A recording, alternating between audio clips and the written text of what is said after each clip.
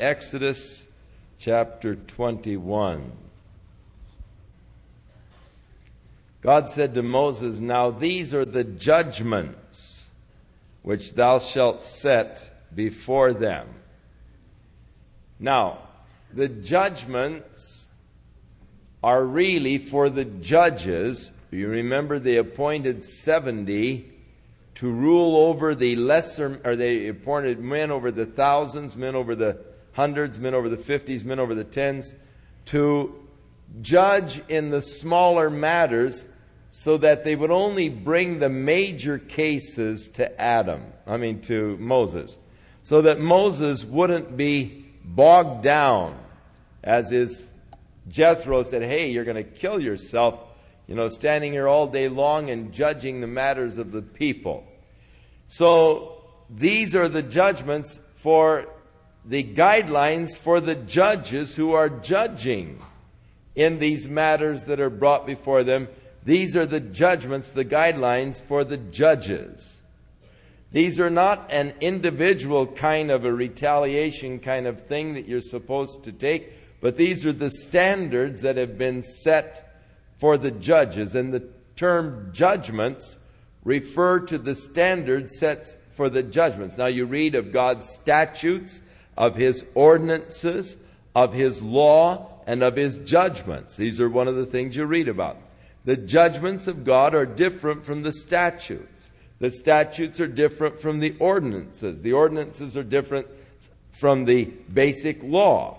And so that all is comprised in the law, but these now are the guidelines for those men who were chosen to be judges.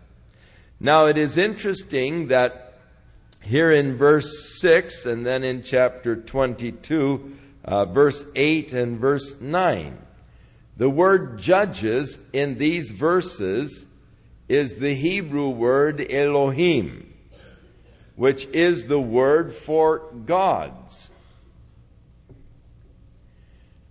And the judges are called gods because they are acting in the place of God in bringing God's judgment upon man. Bringing and enforcing God's judgment upon the particular situations. They were acting in the place of God, and thus the term for the judges was gods, Elohim. And thus, in the New Testament, when the Pharisees were arguing with Jesus in the Gospel of John, and when he declared the fact that before Abraham was, I am, and they took up stones to stone him, Jesus said, "I've done many good works among you. For which of the works are you going to stone me?" And they said, "Not for the works that you have done, but because you are a man and continually insisting that you are equal with God." And he said, Did I not say, or did I not say, or the word of God say that ye are gods? Then why are you going to stone me because I say I am the Son of God? Now, in the word it said, ye are gods. In other words, here in Exodus, these men are called gods. Those who were to judge and enact God's judgment on men. It doesn't mean in any wise that they were, as the eternal God, the creator of heaven and earth. It just meant that they were acting as gods and in the place of God, in the fact that they have been given this responsibility of judging men, and thus men's lives were in their hands. And thus, acting for God, they were called Elohim, gods. The word Elohim refers in the Old Testament to many different gods. It is not a term used exclusively for the God who created the heaven and the earth. The Bible recognizes that man can have many different gods that are not true gods.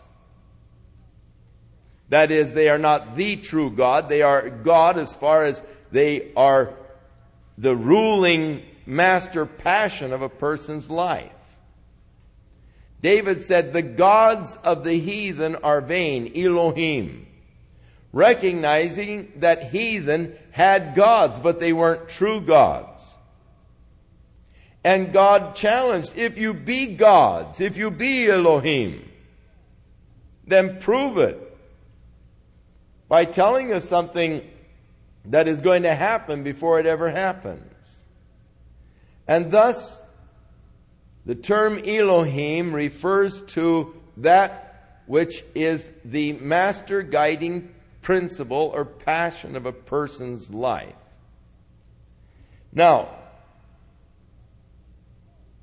I went into that to give you just a background to the scripture that Jesus referred to in the Gospel of John, because the Mormons, because of that one reference of Christ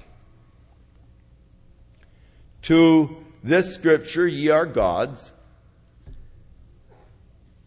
have built the whole doctrine of man's progression into God. And that if you are a faithful Mormon and your marriage has been sealed in the Mormon temple and you've gone through the rites and you wear your underwear and the whole thing, what that has to do with making you a god, I don't know, but you can be one. And you will be gods. That's their teaching. And you and your wife, who has been sealed to you in marriage, will be able to go to a planet. And you will be able to start your own little world on that planet. And other Mormons and good people, Christians and all, who weren't faithful, true Mormons all the way, who didn't quite make it to the God stature, will be your angels and will serve you in your own system that you inaugurate, and you will be God over that planet, and you will watch over that planet and develop and so forth the whole life form and style and all from your offspring there in some planet in the universe. Now that is the acknowledged, recognized goal of the Mormon. Now, Brigham Young did something that has upset a lot of Mormons, in that he has carried this particular concept back one step instead of forward one step. If you carry it forward one step, every Mormon will acknowledge that that is the goal, and that is the purpose, and that is their desire to be God, and they are ascending the scale in progression into godhood. And to have their own planet and take their wife and begin their own little experiment on a planet someplace. Brigham Young carried it back one step. And he said that Adam was a good Mormon who progressed into God. And he brought to the earth one of his celestial wives, Eve. And they began to have their children, and that they began to populate the earth, and that Adam is our God and the only God with whom we have to do. Now, Mormons get very upset about that, and they say, oh, you've taken what he said out of context. But I challenge you, read the whole context of that sermon, and you'll find that it isn't taken out of context. It is actually consistent with the Mormon doctrine. But it takes it back one step instead of forward one step. And why not? If you and your wife can be a god on a planet someplace and start the whole thing off, why wasn't Adam a man somewhere in another planet within the universe and became faithful and true and all and ascended into the godhood and, of course, brought one of his celestial wives, Eve, and started the whole thing? Now, that whole system of thought and idea, taken from one little verse in the New Testament, where Jesus said, "Did I not say in the law, ye are gods?" And from that one little verse, this whole system of thought and doctrine that you're going to be God, providing you are a faithful Mormon and so forth, has come out of that one verse of Scripture. Rather than researching and finding out what that Scripture was referring to. Not at all a progression into the Godhood as such. It's not what that is teaching. In fact,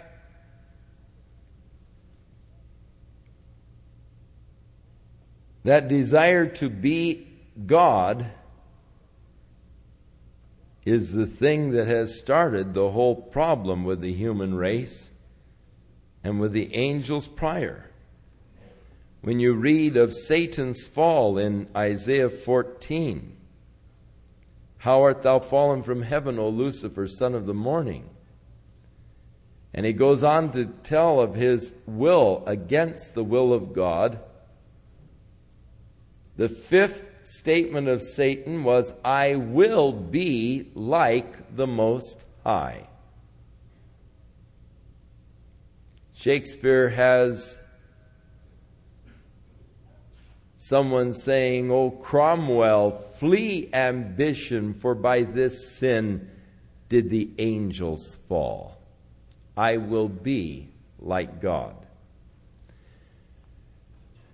When Adam and Eve were in the garden, and Satan came to Eve to tempt her to eat of the fruit that God had forbidden, what was the enticement that Adam held out to her? "The day that you eat of it, you will be wise as gods." And so that desire to be wise as God is the thing that he used to trip Eve up in the garden. Be like God. Be as God. So it is the same thing that is being held out to people today. But the word judges, Elohim, does not refer at all to the living, eternal God who created the heavens and the earth, but men who are appointed to judge in the cases that are brought before them, and in judging are representing God and are acting for God, holding the lives and the destiny of these men in their hands. It is so that the judges will realize the awesome responsibility that they have as a judge. There is one occupation I would never want, and that is to be a judge. To me, I could not live with myself if I were a judge. I would have too much difficulty in worrying about making a wrong decision, making a wrong judgment, realizing the awesome responsibility that here is a man, his life, his future is in my hands. It would absolutely destroy me to think that I had sent a man to prison for 5 years for a crime he did not commit. And that's one occupation I would never want. But unfortunately, those men who have that occupation have more or less taken, I think, from judges the concept of gods, and so many of them act as though they are God and want to be treated as God. When they walk into the courtroom, they want you to all stand and bow and so forth, and come before them and offer your pleas. And the attitude that many of them have is reprehensible. They need to realize the awesome responsibility that they have. And rather than making them proud, it should humble them. And they should come in, I feel, in a very humble way to sit in judgment, realizing the awesome responsibility that is theirs. Now, this whole chapter 21 deals with the judges and deals with their judgments, as it does on into chapter 22. So this is addressed basically to those men who were to occupy the position of a judge in Israel, and they were to judge over the various matters. And so he starts laying out certain basic laws that will govern, first of all, the position of a servant. If you buy a Hebrew servant, 6 years he shall serve, and in the 7th he shall go out free for nothing. If he came in by himself, he shall go out by himself. If he were married, then his wife shall go out with him. So here we find again the 6-in-1 pattern. 6 days shalt thou labor, do thy work. The 7th day is the day of rest. If you buy a Hebrew slave, 6 years shall he serve. If you were a Hebrew sold into slavery, 6 years you would have to serve, but the 7th year you go free. And I believe that this 6-in-1 pattern is significant, not only in a day, but God established it in a year also. He established the months.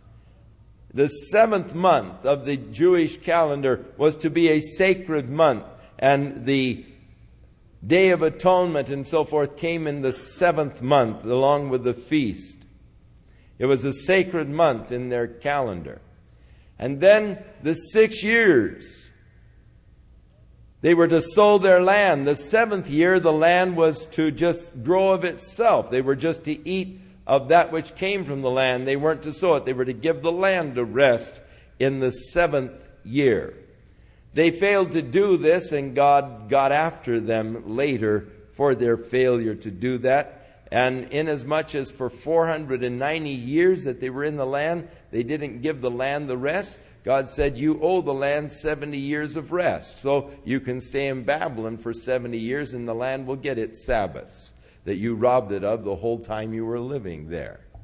And so God gave the land its rest, its Sabbaths, as he shut them up in Babylonian captivity for 490 years.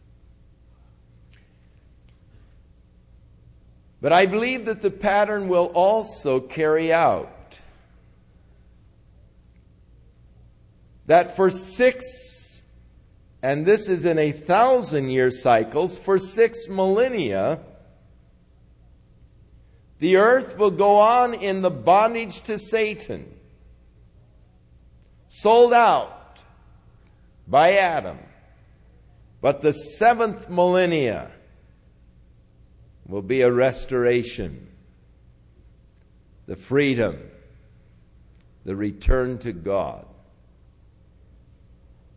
And thus, it makes the age in which we are living extremely exciting, because we're getting very, very, very close to the beginning of the 7,000th year. Now, how long before Christ Adam fell in the garden, we don't know for certain. Somewhere around 4,000 years before Christ, Adam turned this whole system over to Satan. Living now in 1979, we realize that we are coming very, very close to the 7th millennia. Satan has ruled. We've been in bondage for just about 6,000 years.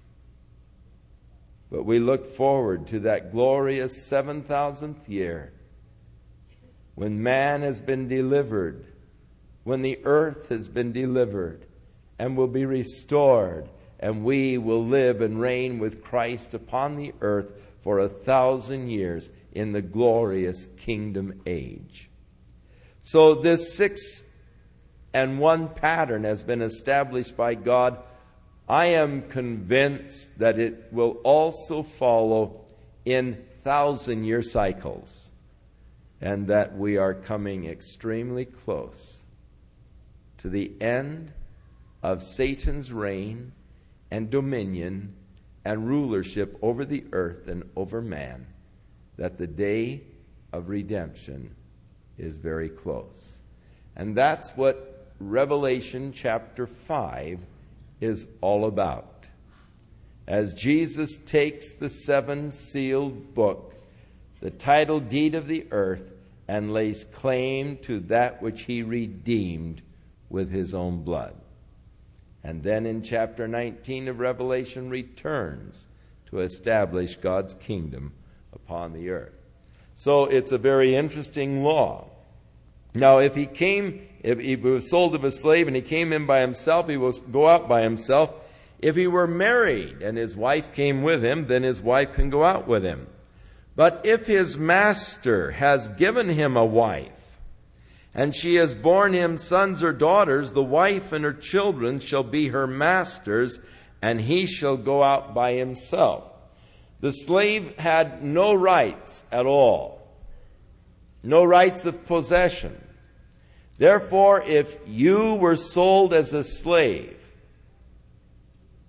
and while you were a slave, your master gave you one of the other slave girls for your wife, and you've had a couple of children. Now the 7th year has come, it's time for you to go free. You can go free, but you can't take your wife and children because she belonged to your master, and thus the fruit that has come from your relationship also belongs to him, because you had no rights of your own of possession while you were working for him. You say, well, that seems very hard and cruel. Yes, it does. And it's hard for us to even imagine such a thing. But if the servant shall plainly say, I love my master, my wife, and my children, I will not go out free, then his master shall bring him unto the gods, the Elohim, translated judges, correctly so. He shall also bring him to the door, or to the doorpost, and his master shall bore his ear through with an awl, and he shall serve him forever. So you've had your wife and your children and say, hey, I love this. I love my master. He's treating me good. I love my wife. I love my children. I don't want to go free. I want to serve him.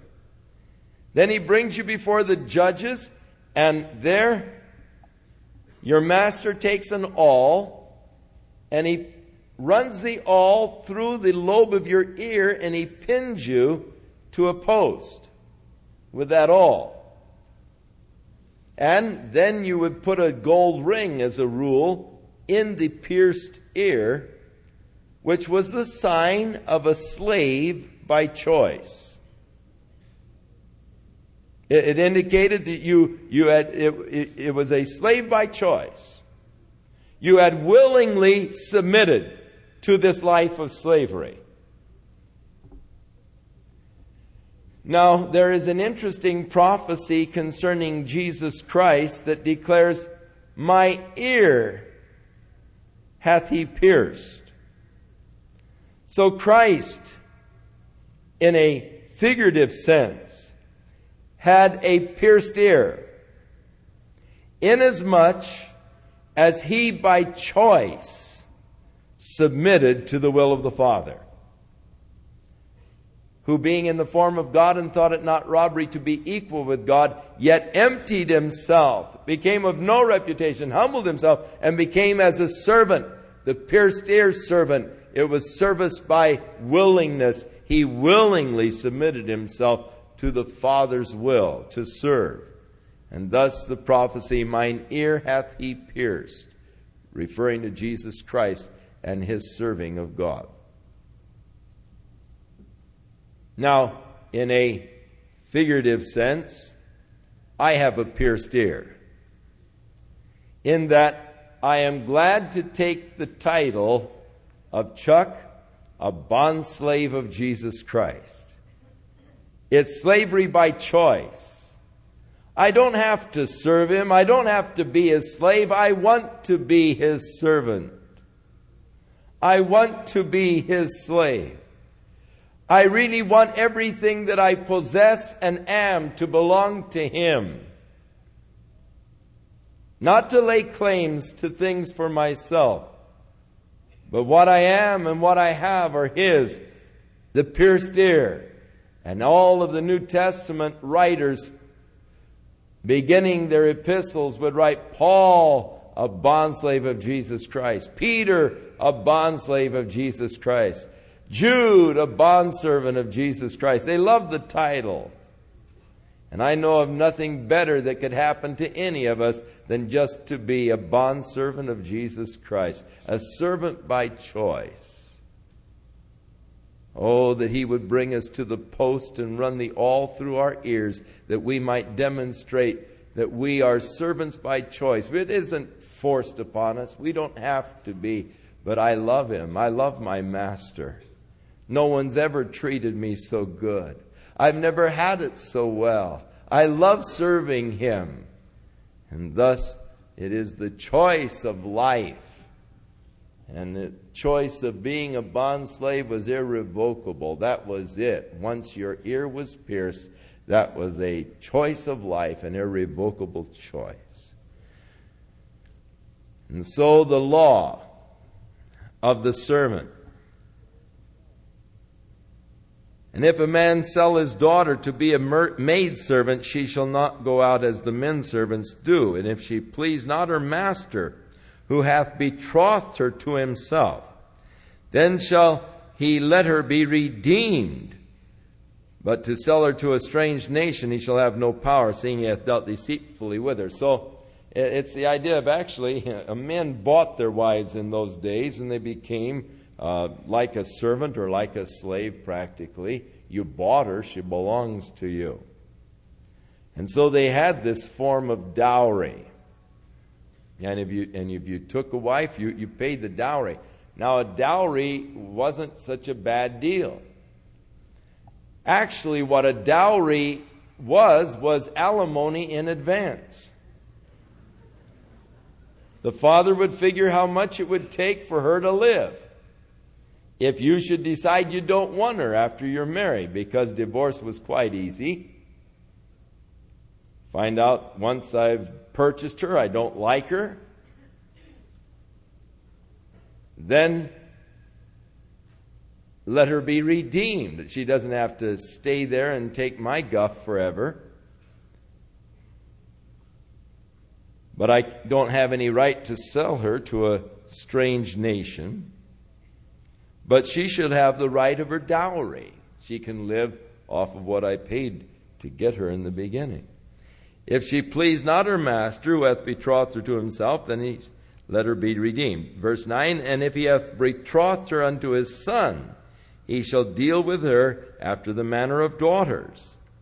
And if he take him another wife, her food, her raiment, and her duty of marriage shall he not diminish. In other words, he's got to go ahead and pay her alimony and take care of her and so forth. And if he do not these three unto her, then she shall go out free without money. So it was tragic, but that's the way their customs were in those days. Women had very little rights, so you've come a long way. Why have you come a long way? Because of Jesus Christ. Hey, women still have it tough in a lot of cultures. If you don't believe it, you just go to some of these other areas. New Guinea, Guatemala even, close by. Look at the lot of the Bedouin women. Man, they have it tough. You women can be thankful for what the Lord has done in liberating you.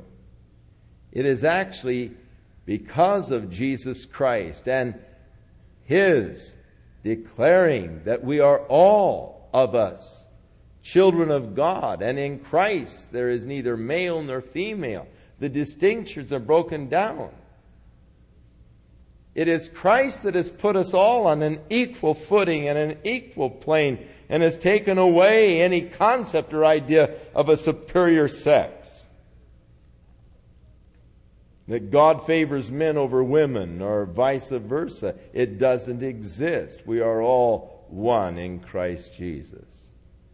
And it is the Christian ethic that has done so much to give the woman the rightful place of equality with a man, but such does not exist in cultures where the Christian gospel has not had a strong influence. Be glad, women, you're not a Muslim. If you don't believe that, just read what Khomeini is doing to the women there in Iran, and you'll find out that being a Muslim woman wouldn't be so easy. Many of you wouldn't last long under his reign. Now we deal with assault and battery and murder, manslaughter, first and second degree in manslaughter. Now he that smites a man so that he dies shall surely be put to death. And if a man lie not in wait, but God delivers him into his hand, then I will appoint thee a place whither ye shall flee. So if you, first of all, are guilty of just plain murder, capital punishment. But if it was accidental, or just not a premeditated thing, then God was going to appoint a place where you could flee and be safe. There were called cities of refuge that they established. And you could flee to a city of refuge, and there you would be safe from the avenger. Now, if you would kill my brother, then I would be obligated to kill you because you killed my brother. So if it were an accident, and yet I'm mad at you because you were foolish in doing it, and I'm wanting to get retribution and kill you, you could flee to a city of refuge, and there you would be safe, as long as you stayed in the city of refuge. But if you came out and I caught you, then I could kill you. But you had to stay in that city of refuge, so God appointed these city of refuges at strategic points in the land when they came into the land. So God is promising that these city of refuges would be appointed. Now, if a man come presumptuously upon his neighbor, this would be premeditated. Your purpose of coming is to slay him with guile, deceitfulness. Thou shalt take him from mine altar that he may die. In other words, you may even flee to the altar of God, but they can take you right from the altar of God and kill you, because yours was a premeditated action. And now, several things for which capital punishment was to be given.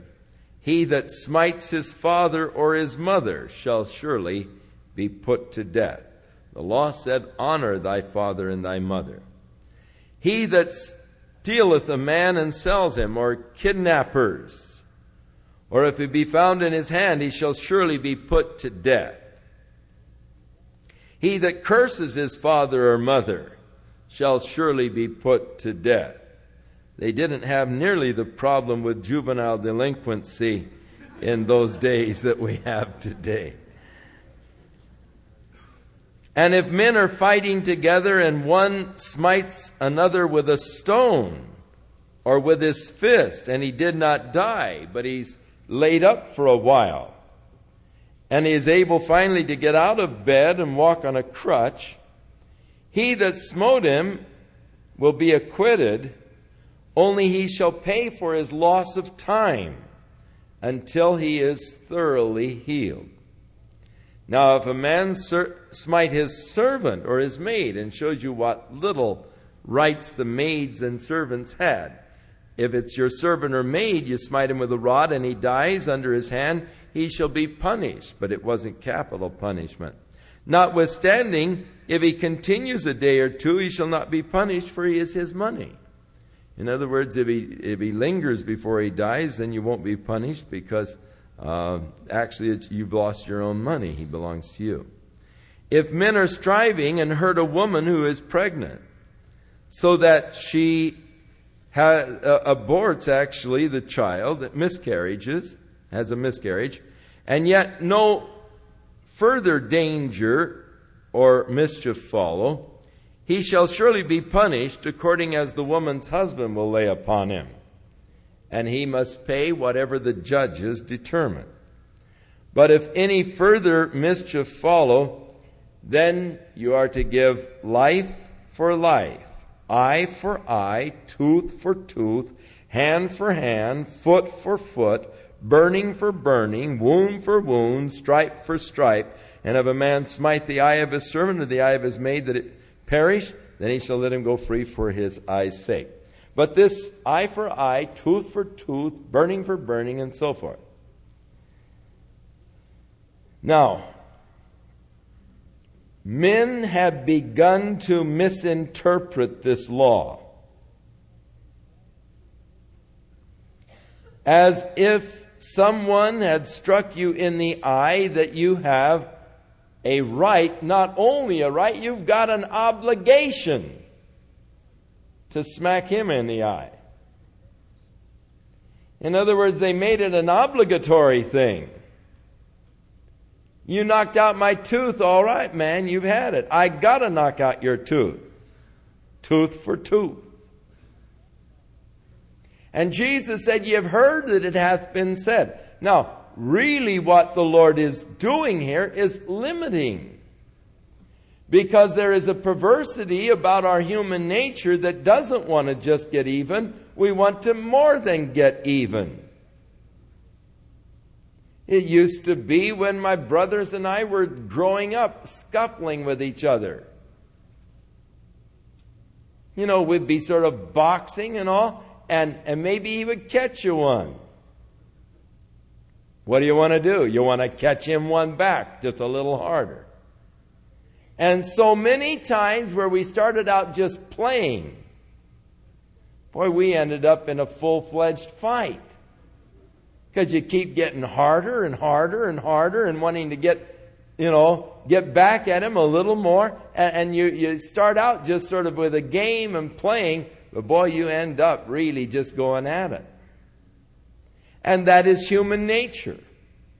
So this was to put a limitation. An eye for an eye, not two eyes for an eye. A tooth for a tooth, not three teeth for one tooth. 3 tooths. And so the purpose of the law was that it would not exceed. But they had begun to interpret it as an obligation. And so Jesus said, "Hey, look, I say unto you, if a man smites you on the one cheek, turn to the other." Don't seek retribution. Don't seek to get even.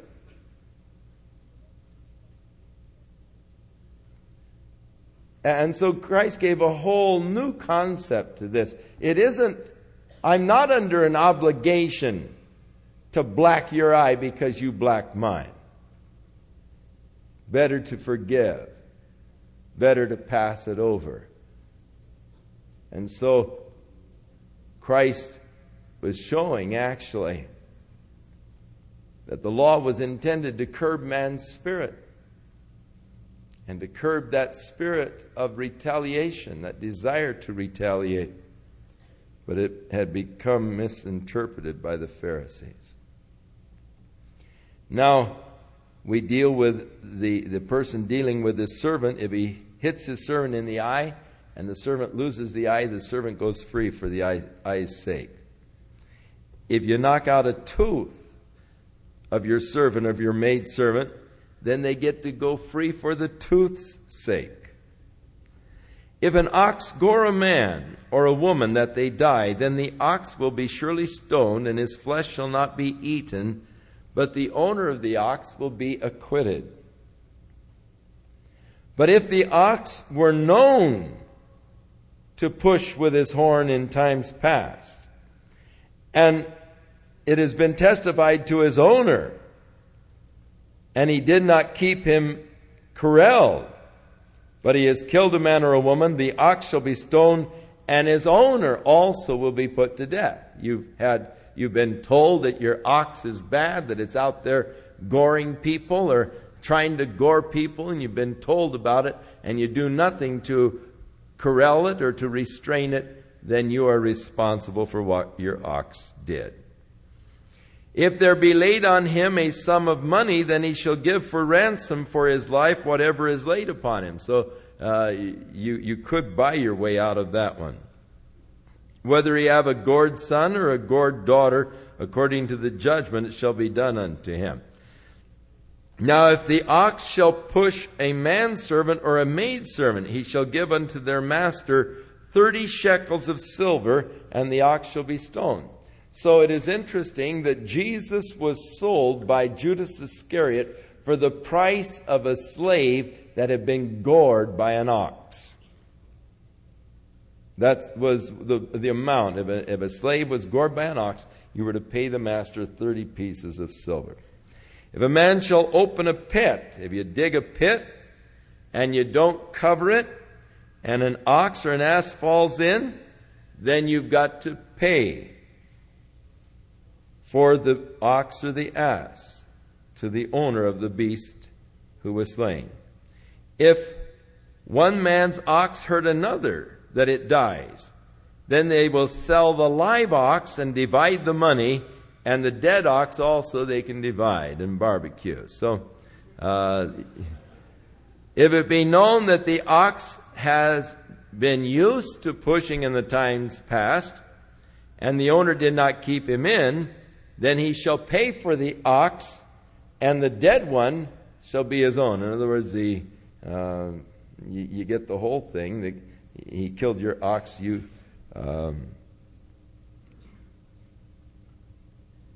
has to pay you, and then you get the dead carcass also.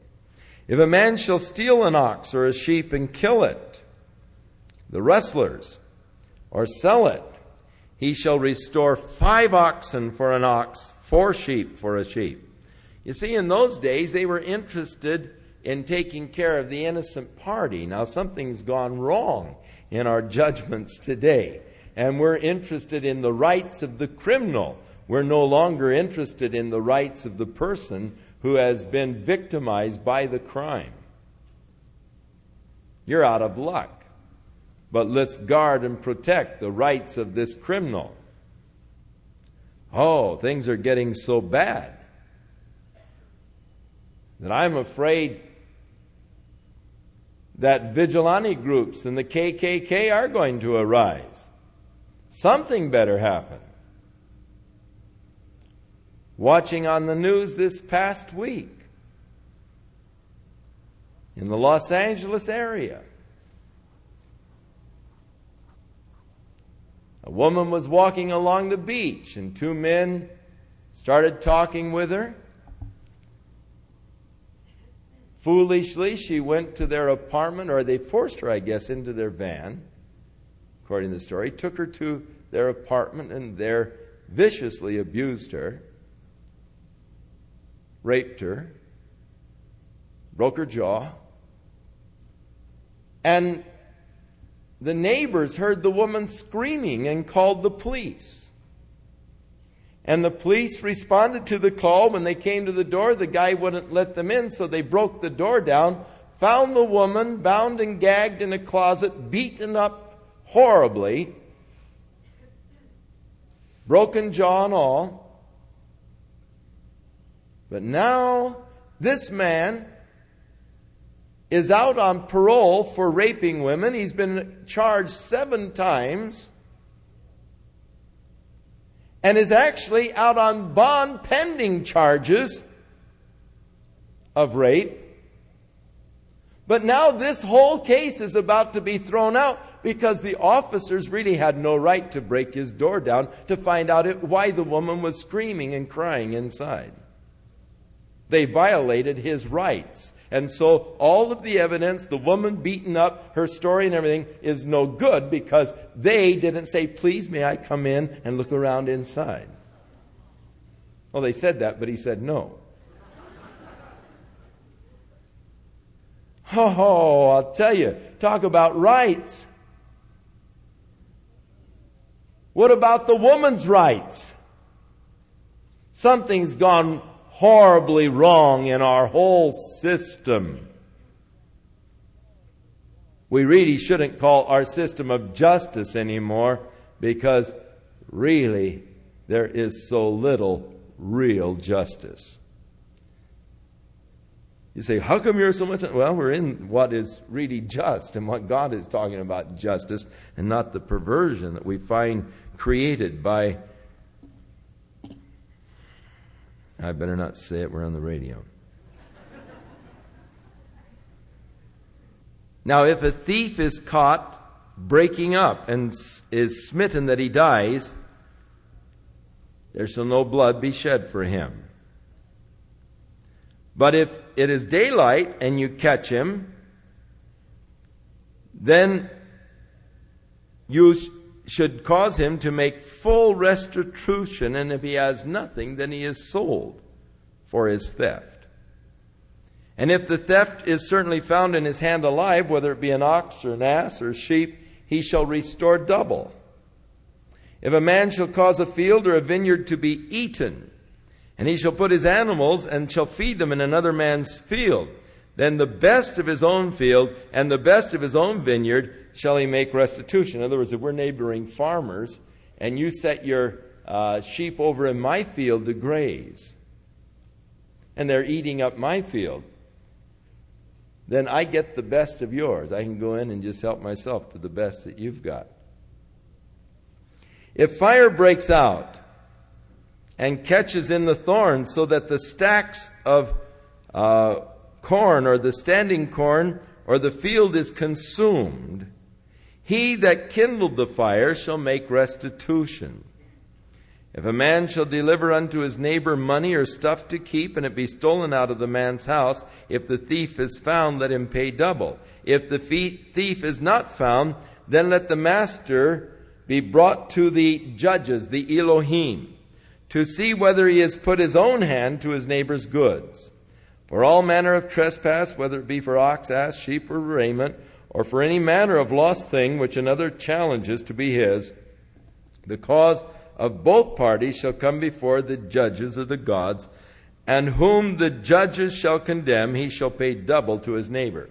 Now if a man deliver unto his neighbor an ass or an ox, or a sheep, or any beast to keep it, and it dies, or is hurt, or driven away, and no one sees it, then shall an oath of the Lord be between them both, that he hath not put his hand to his neighbor's goods, and the owner of it shall accept thereof, and shall not make it good. In other words, if you ask me to keep your ox, and somehow it is stolen, or it strays away, then I come to you and I say, I swear by God, I didn't touch it. I don't know what happened to it. Then you have to accept the fact of my oath that I really didn't touch it, that I didn't go ahead and butcher the thing and put it in my locker. So, then shall an oath of the Lord be between them both, that he did not put his hand to it. And if it is stolen from him, he shall make restitution unto the owner thereof. If it be torn in pieces, then I bring you the torn pieces, and I will not have to make good that which was torn. Now if a man borrows out of his neighbor, and it is hurt or dies, the owner thereof being not with it, you shall surely make it good. If I borrow your horse and I overwork the thing in the heat, then I got to pay you for your horse. But if you come with it and it dies, then I don't have to pay you anything, because then I've hired both you and your horse. It came for hire. Now if a man entice a maid that is not betrothed, and lies with her, he shall surely endow her, give her the dowry in order to be his wife. And if her father utterly refuses to give her unto him, then he shall pay the money according to the dowry of virgins. Thou shalt not, and now we get a lot of little rules here, again with capital punishment. Thou shalt not allow a witch to live. Bestiality is condemned with capital punishment. He that sacrifices unto any god save to Jehovah only shall be destroyed. Thou shalt neither vex a stranger nor oppress him, for ye were strangers in the land of Egypt. Ye shall not afflict any widow or fatherless child.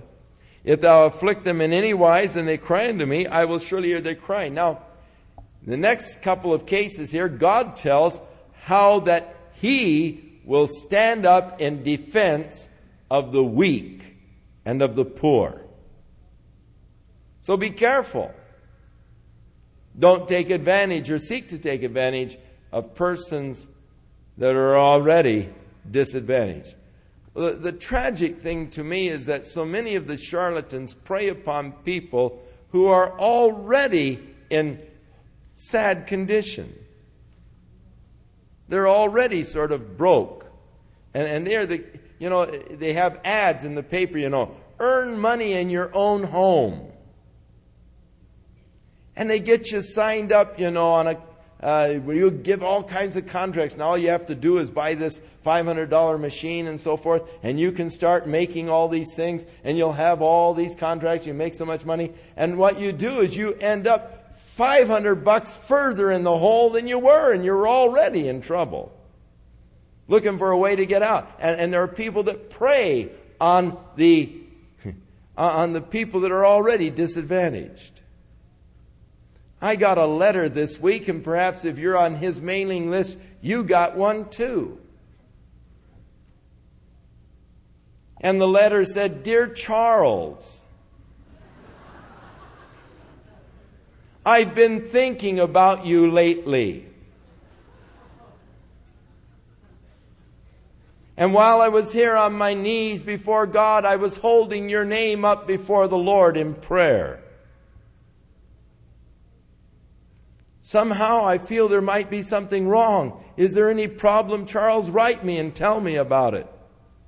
And please also enclose a gift, because I'm facing one of the greatest crises of my whole life. And he went on for 4 pages telling me of the great crisis and the sacrifices that he's going to have to make in order to do the great things that God has called him to do. I wrote him back.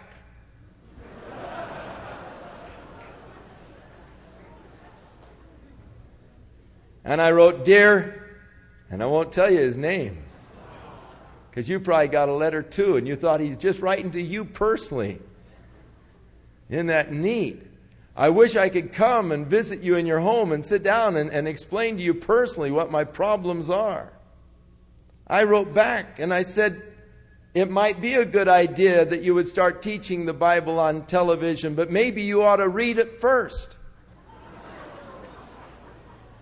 And read 2 Peter, where he talks about the false prophets who through feigned words would make merchandise of you. I said, I don't like your computer letter. I'm insulted by it. You insult my intelligence. And they are just feigned words by which you're trying to get some bucks from me. I said, you say you're willing to make sacrifices. And I was told recently by a Presbyterian pastor in Palm Springs that you paid $700, didn't tell him how much you paid, but I know. You paid several $100,000 for a new home in one of the exclusive areas of Palm Springs, and your son also bought a home of almost equal value in the same area. Are you willing to sacrifice that? If you are, then maybe I'll be willing to give you $25 of my meager salary. But not so that you can live lavishly. Oh, I was angry with that letter. I was angry not because he deceived me, because I could see right through the whole thing. I was angry for all these poor little widows out there on Social Security. It said, if you don't have $25, why don't you see if you can get it someplace? Because I'm really desperate. And for all these poor little widows that are going to get that, dear Mabel, I've been thinking about you this week. And as I was in prayer, I had your name here before God. And oh, Mabel, I'd love to come to your home and sit down with you right there in your house and tell you the problems I have. And dear little old Mabel is out borrowing $25 so she can send it to him because she doesn't know any better. That's the thing that upsets me. Now, when Mabel is hungry and is crying out unto God because she doesn't have any food, because she sent her food money in response to this plea, God is going to hear Mabel's cry. And this guy's in big trouble because God says He hears the cry of the oppressed and He will respond to it. And so God deals now with those that are oppressed. And, oh.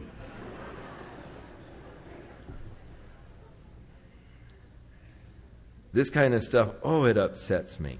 I get taken off their mailing list in a hurry because I usually respond to them. I can't stand it.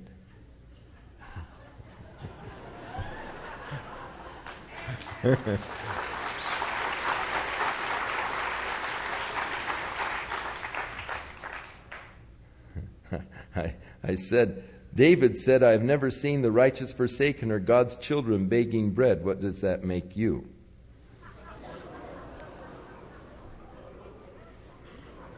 They take me off their mailing list in a hurry. Ye shall not afflict any widow or fatherless child. If you afflict them in any wise, and they cry it all unto me, I will surely hear their cry. And my wrath shall wax hot, and I will kill you with a sword, and your wives shall be widows, and your children fatherless. And if you lend money to any of my people that is poor by thee, thou shalt not be to him as a usurer, neither shalt thou lay upon him usury. These people that are going around and taking away people's houses, saying, well, we'll loan you money, sign all of these contracts, and you find that you've signed your house away and they sell it out from underneath of you. Boy, are these people going to have to answer before God. That's horrible, the things that are done. If thou at all take thy neighbor's raiment for a pledge, deliver it back to him by the time the sun goes down. Now, if you come to me and borrow money because you're really desperate, and I say, well, what are you going to give me for the pledge? I'll give you my coat. Before the sun goes down, I'm going to give you that coat back, because you see, in those days they didn't have blankets. They used their clothes. They just wrapped themselves up in their coat, and that was their covering.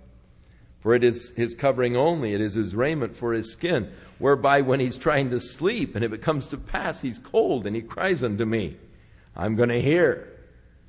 For God declares, I am gracious. The Lord is very gracious towards the poor, towards the oppressed. His ear is open to their cry. And man, if you're oppressing them, you're the one guilty of oppressing them, and they're crying unto the Lord because of your oppression, look out. You're trampling on dangerous grounds. I love God for His desire and concern and care for the poor. I love God because He is gracious, and that He does take care of those who are oppressed and cast down. Oh, how I appreciate God's graciousness. Thou shalt not revile the judges, nor curse the ruler of thy people. I'm glad he didn't say you're going to be put to death if you do. But thou shalt not, nonetheless. Actually, what does the New Testament teach us? Pray for those who are in authority over us. And that's really our obligation and responsibility. Pray. I wouldn't want to be a judge, but neither would I want to be the president. In fact, I wouldn't want to be in the legislature. I wouldn't want to have to answer for, the stuff that goes on anywhere in government. I'm glad I'm a bondslave of the Lord and not they used to call them what? Civic servants?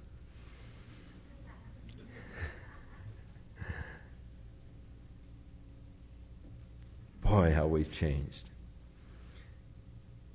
Now thou shalt not delay to offer the first of thy ripe fruits and of thy liquors. The firstborn of thy sons shalt thou give to me. You're not to delay. You're not to put off paying your dues to God. The tithes, the first fruits.